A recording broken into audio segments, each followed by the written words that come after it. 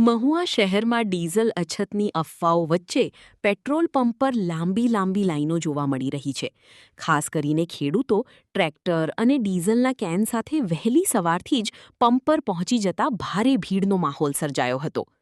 યુદ્ધ જેવી વૈશ્વિક પરિસ્થિતિ વચ્ચે ડીઝલની અછત સર્જાશે તેવી ચર્ચાઓ બાદ લોકોમાં ચિંતા ફેલાતા ડીઝલ ભરાવવા માટે દોડધામ જોવા મળી રહી છે.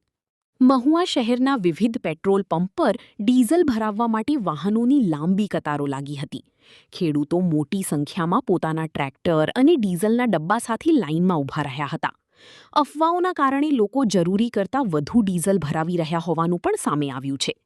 પેટ્રોલ પંપના મેનેજર કેતન વ્યાસે જણાવ્યું હતું કે હાલ ડીઝલનો પૂરતો જથ્થો ઉપલબ્ધ છે અને લોકોને અફવાઓથી દૂર રહેવાની જરૂર છે.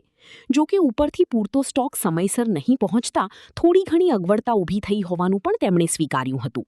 વૈશ્વિક પરિસ્થિતિ અને ચાલી રહેલા યુદ્ધના માહોલને ધ્યાનમાં રાખીને ખેડૂતો અને વાહન ચાલકો સાવચેતીના ભાગરૂપે ડીઝલનો જથ્થો ભરી રહ્યા હોવાનું પણ જાણવા મળ્યું છે. બ્યુરો રિપોર્ટ, સમાચાર બુલેટિન. કેતન વ્યાસ, ભારત પેટ્રોલ પંપ, સનાતના પેટ્રોલ પંપથી વાત કરું છું. અત્યારના વૈશ્વિક પરિસ્થિતિ હિસાબે માલનો પુરવઠો ઓછો મળવાથી ડીઝલમાં પૂરતો જથ્થો ન હોવાથી ઓછું મળે છે.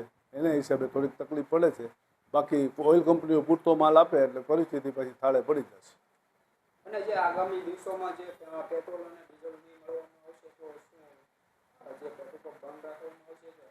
ના, એવું સરકાર તરફથી એવું કોઈ સર્ક્યુલર બહાર પડ્યો નથી. પણ લોકોએ સાવચેતીથી જેટલું જરૂરિયાત મુજબ વાપરવાનું, કોઈ પેનિકમાં આવવાની જરૂર નથી.